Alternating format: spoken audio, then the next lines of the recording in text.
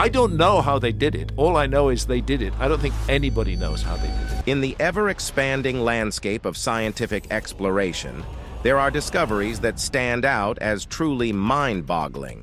From unraveling the mysteries of the Dead Sea Scrolls to uncovering ancient civilizations buried beneath layers of earth.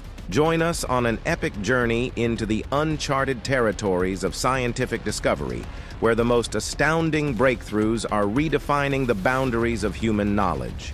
And in a stunning twist, a long-hidden tomb has been unearthed, holding the secrets of a legendary queen. What astonishing mysteries lie within, waiting to be unearthed? The unearthing of underground chamber.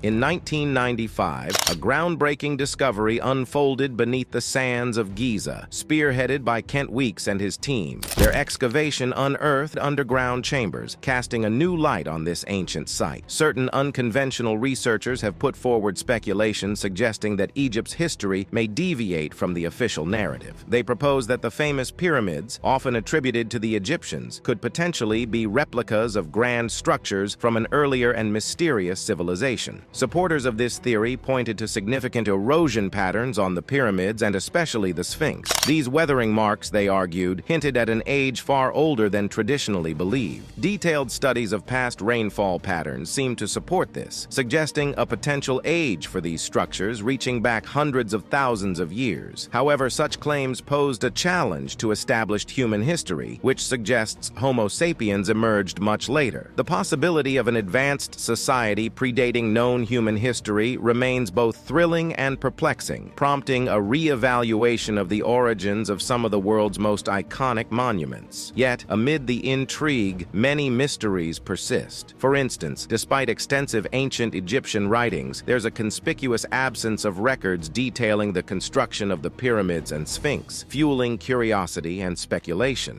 Beyond Giza, another site of profound significance is Kulaub, distinguished by its massive ancient walls encircling the entrance atop a naturally formed hill. This location challenges established academic assumptions, harboring layers of history ripe for exploration. As researchers delved deeper, they uncovered a meticulously constructed plateau intentionally shaped by human hands. This revelation shattered prior beliefs, revealing the sophisticated design of entrances strategically crafted to deter invaders. Inside this complex, a network of caves descends 800 meters underground, leading to a hidden burial chamber. Here, amidst treasures remarkably preserved against time's ravages, lie mummies unlike any seen before. These mummies, with their detailed facial features and preserved attire, suggest a culture of advanced skills and beliefs, challenging existing theories and promising to unravel one of archaeology's greatest mysteries. Despite widespread looting of ancient tombs over centuries, this burial chamber remained concealed and untouched until its recent discovery, potentially rewriting history books. Shell Grotto of Margate. In 1835, amidst the verdant fields of Kent, United Kingdom, a laborer engaged in routine work struck the earth with his shovel. As the metal bit into the ground, it seemed to disappear, revealing an unexpected sight: a concealed doorway leading into an intricate network of underground caverns. This chance discovery, invisible from the surface, swiftly spread through the local community like wildfire, capturing imaginations and sparking curiosity. The news drew attention far and wide, compelling a local school teacher to volunteer his son Joshua for a daring exploration into the depths below. Joshua's first-hand account vividly portrayed a mesmerizing scene: an ancient runes delicately carved into stone walls, complemented by millions of meticulously arranged seashells that formed an awe-inspiring mosaic. Although initially met with skepticism, Joshua's descriptions gained credibility as the entrance was widened, enabling astonished onlookers to witness the breathtaking chamber for themselves. Today, this marvel is renowned as the Shell Grotto of Margate. Yet, despite its fame, the enigma surrounding its creation and purpose remains largely unsolved. The mosaic covers nearly every surface, stretching approximately 190 meters and boasting an estimated 4.6 million shells, each chosen for its color and shape to enhance the grotto's otherworldly atmosphere. Scholars and historians have proposed numerous theories theories to unravel the mystery. Some speculate it as the whimsical creation of a wealthy patron during the 18th or 19th century, while others entertain the possibility of its origins dating back to prehistoric times, suggesting it may have served as an ancient calendar or held significance for secretive societies like the Knights Templar. Compounding the intrigue is the absence of scientific dating, leaving the grotto's age and purpose cloaked in uncertainty. This lack of definitive evidence only deepens its allure, inviting further speculation and wonder. Upon closer examination, the mosaic reveals an intricate array of shell varieties, predominantly featuring local shells such as mussels, cockles, limpets, scallops, and oysters. The mosaic's background is filled with the rare flat winkle shell, uncommon in local habitats. Notably, the presence of flat winkles hints at their possible origin from shores west of Southampton, carried by ocean currents. Despite its breathtaking beauty and historical significance, the shell grotto of Margate remains relatively obscure in public awareness. Oldest bracelet. In Siberia, archaeologists unearthed a bracelet dating back to a time attributed to the Denisovans, an early human species recognized by modern science. This find, confirmed by scientists to be 40,000 years old, stands as the oldest known piece of jewelry ever discovered. The bracelet was found in Denisova Cave, located in the Altai region of Siberia in 2008. Detailed analysis by Russian experts validated its age and authenticity. Intriguingly, the bracelet is crafted from chlorite, a stone not native to the cave's surroundings, suggesting that the Denisovans either traveled significant distances or engaged in trade to obtain such materials. The craftsmanship of the bracelet is astonishing, featuring a meticulously drilled hole made with advanced tools, indicating a level of technological sophistication previously underestimated in Denisovan culture. As mentioned, scientists determined that this elaborate jewelry was likely created by the Denisovans, an ancient human species that is no longer alive. This discovery challenges previous notions about their capabilities and suggests they possess advanced skills in jewelry making and technology. The polished surface and precision of the drilled hole imply a level of craftsmanship previously unknown to modern science. Denisova Cave has also yielded other artifacts, including well-preserved bones and teeth that have provided crucial DNA evidence. This evidence has helped scientists better understand the Denisovans and their relationship with modern humans and Neanderthals. The discovery of this ancient bracelet with its advanced craftsmanship raises questions about prehistoric human abilities and hints at a complex and interconnected ancient world. Further examination of the bracelet continues to yield perplexing revelations, stirring interest and debate within the academic community. The meticulous crafting of the drill hole challenges assumptions and points to the sophisticated skills of ancient artisans, prompting further exploration and speculation into the enigmatic world of the Denisovans. Plain of Jars. Hidden in the heart of Laos, a landlocked country in Southeast Asia, is an archaeological mystery that has captivated humanity. Located at the northern end of the Annamese Cordillera, the principal mountain range of Indochina, this site has intrigued researchers since French scholar Madeleine Colani first linked the jars to burial practices in 1930. Over the years, excavations led by Lao and Japanese archaeologists have uncovered human remains, burial goods, and ceramics around the jars, confirming their use as early as 1240 to 6060 BC. The jars, standing between 1 to 3 meters tall and carved from rock, are predominantly cylindrical with a wider base than the top. Most are plain, though one jar stands out with a bas relief depicting a human figure often referred to as the Frog Man. Most of the jars in the Plain of Jars feature lip rims, suggesting they were originally designed to hold lids, although very few stone lids have been discovered. This implies that most lids were likely made from perishable materials. However, stone lids adorned with animal carvings provide exceptions to this rule, depicting creatures like monkeys, tigers, and frogs in intricate bas reliefs. Additionally, stone discs have been unearthed at the site, distinct from lids, featuring at least one flat side. These discs served as grave markers, positioned on the ground to cover or delineate burial pits. Although less common than the jars themselves, themselves, these markers are often found in close proximity to them. The jars are clustered across the lower hills and ridges surrounding the central plateau and valleys, with nearby quarries indicating their likely origin. The jars were crafted from 5 types of rock, with sandstone being the most prominent material used. Although it is believed that ancient artisans employed iron chisels to shape the jars, definitive proof is scarce. The variation in jar shapes across different regions can be attributed to the specific type of rock used and the techniques employed to manipulate it, suggesting a nuanced approach to craftsmanship that was influenced by local resources and expertise. Among Madeline Kalani's discoveries within the jars were colored glass beads, charred teeth, and bone fragments, sometimes belonging to multiple individuals. Surrounding the stone jars, her team uncovered human bones, pottery shards, iron and bronze artifacts, glass and stone beads, ceramic weights, and traces of charcoal. The bones and teeth inside the jars indicated signs of cremation, contrasting with the unburnt secondary burial bones found around the jar sites. No further archaeological exploration occurred until November 1994, when Professor Eiji Nitta from Kagoshima University and Lao archaeologist Thongsa Sayavonghamdi began surveying and mapping the site. Nitta's findings suggested that the nearby burial pits were contemporary with the jars, as they were carved into the same surface where the jars stood. He speculated that these jars served as symbolic monuments marking the surrounding burials, dating them to the late 2nd or early 1st millennium BC based on burial urns and associated grave goods. The varied practices of cremation inside the jars and secondary burial outside them, as observed by Kalani, remain challenging to explain.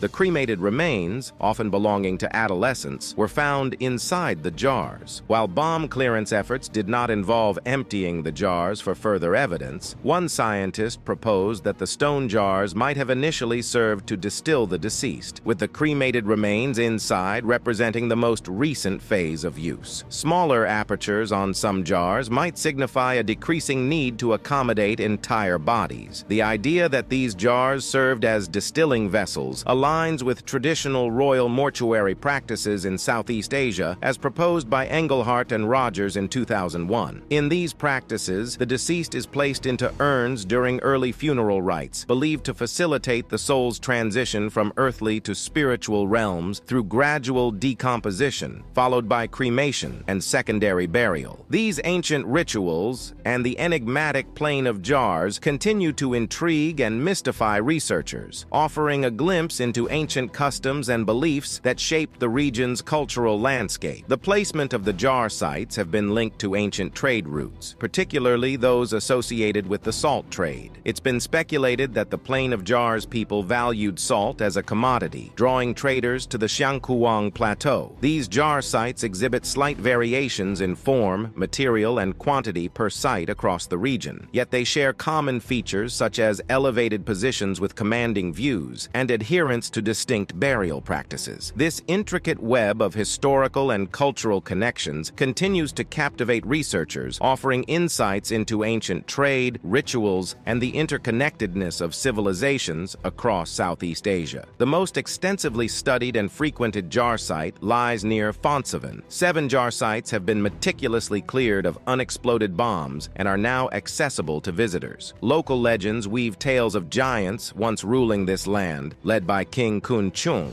who supposedly crafted the jars to brew and store vast quantities of alcohol in celebration of victorious battles. Another legend suggests the jars were molded from natural materials like clay, sand, sugar, and animal products, leading some to believe the cave served as a kiln for firing these vessels rather than them being carved from stone. During the Secret War, from May 19 to the summer of 1969, the Plain of Jars endured heavy bombing by the United States Air Force targeting North Vietnamese and Pathet Lao communist forces. This onslaught included 262 million anti-personnel cluster bombs, with an alarming 80 million failing to detonate and posing a grave threat to the local population. The pervasive presence of unexploded bombs, particularly cluster munitions, severely restricts movement across the area. Evidence of the bombing raids remains visible in the form of damaged or displaced jars and bomb craters. Visitors can only safely explore designated pathways that have been meticulously cleared and marked. The Mines Advisory Group, supported by funding from the New Zealand government, conducted thorough bomb clearance operations at the three main sites from July 2004 to July 2005. In 2007, they expanded these efforts to include clearance at 4 more jar sites, enhancing safety for visitors accessing these locations. On July 6, 2019, the Plain of Jars was recognized and inscribed as a UNESCO World Heritage Site, marking its global significance as a unique cultural and archaeological treasure.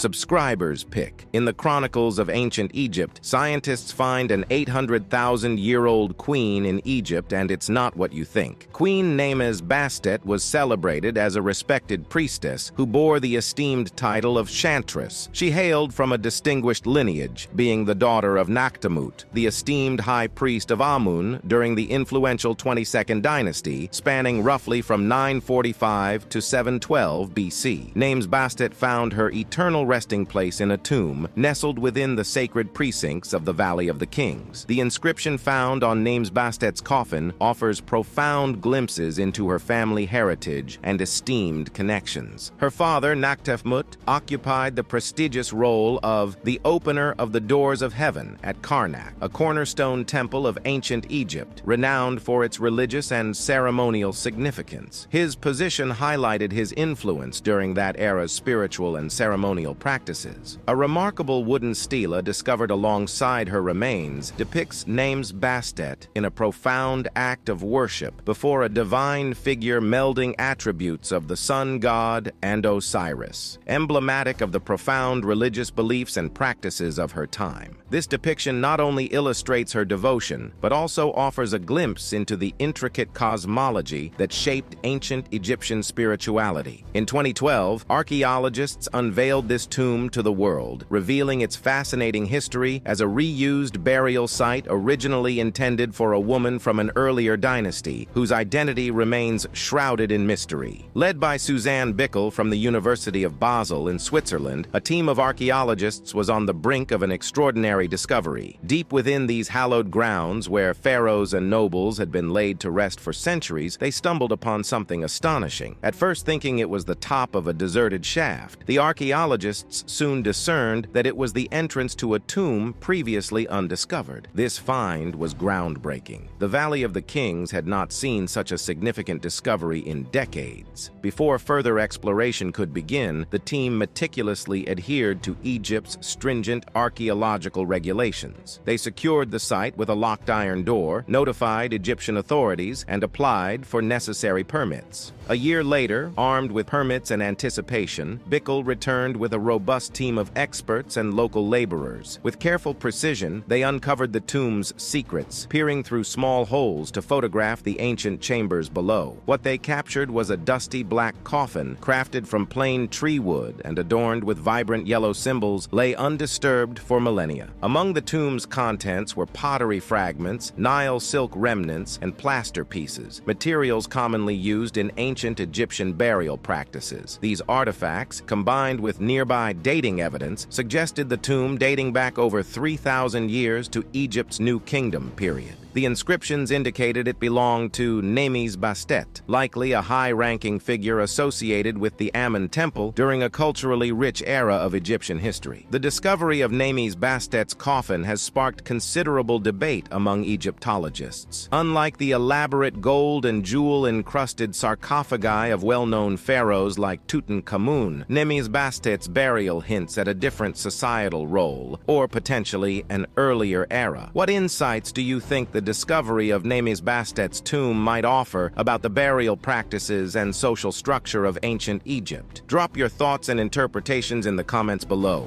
Dead Sea Scrolls.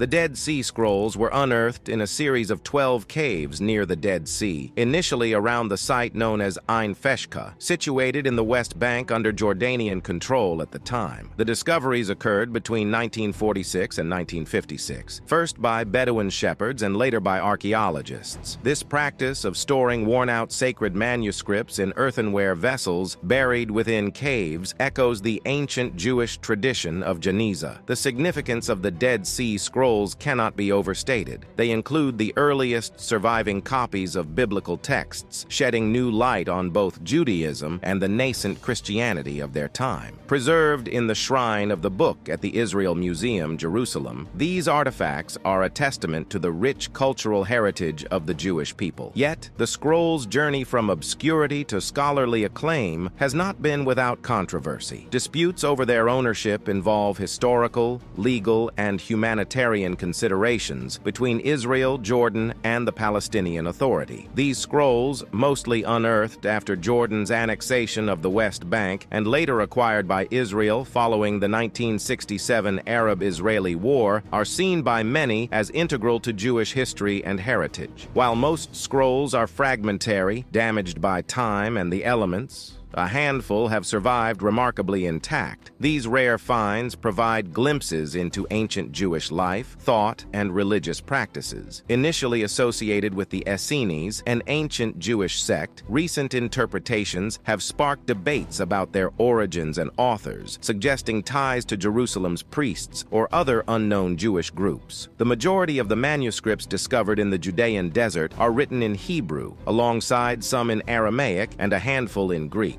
Additional findings from this region, such as Latin texts from Masada and Arabic from Khirbet al-Murd, have expanded the linguistic diversity of the collection. However, associated sites in the Judean desert have yielded manuscripts dated as early as the 8th century and as late as the 11th century. Bronze coins found at these sites, dating from the time of John Hyrcanus of the Hasmonean Kingdom through the period of the First Jewish-Roman War, provide additional evidence supporting the dating of the scrolls. This alignment is confirmed through both paleographic analysis and radiocarbon dating methods. The initial discovery unfolded when Bedouin shepherd Muhammad ed-Dib, along with his cousin Jum'a Muhammad and Khalil Musa, stumbled upon 7 scrolls housed in jars inside a cave near what is now Qumran. John Trevor pieced together the sequence of events through interviews with the Bedouin. Ed-Dib's cousin discovered the caves, but it was Ed-Dib himself who inadvertently entered what is now referred to as Cave 1. Inside, he found several scrolls, among them the Isaiah Scroll, Habakkuk Commentary, and the Community Rule. These scrolls were taken back to their camp and shown to their family, kept hanging on a tent pole while decisions were pondered. Eventually, after an unsuccessful attempt to sell them locally, the scrolls were entrusted to Khalil Eskander Shaheen, known as Kondo, a cobbler and part-time antiquities dealer, marking the beginning of their journey into scholarly awareness. In 1947, John examined the original 7 scrolls. He compared their writing to that of the Nash Papyrus, the oldest known biblical manuscript at the time, and identified similarities between them. In November 1951, Roland DeVoe and his team started excavating Qumran. By February 1952,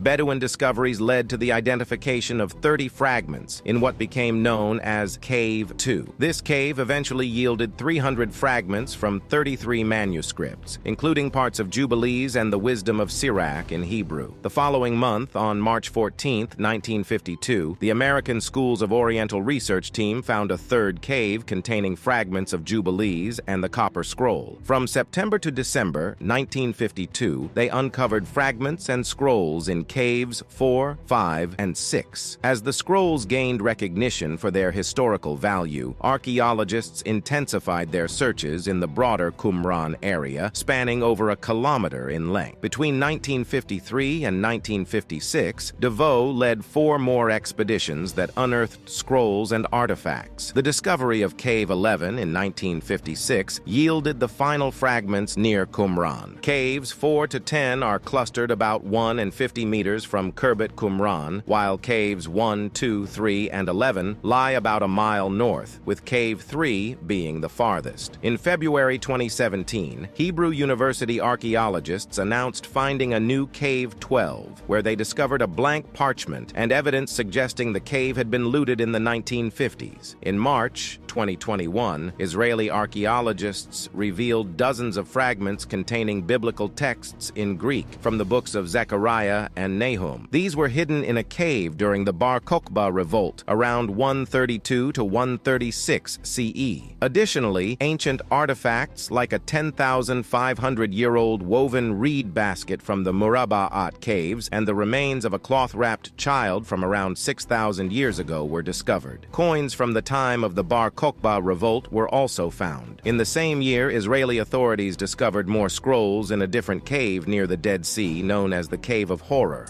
a long-lost Maya city.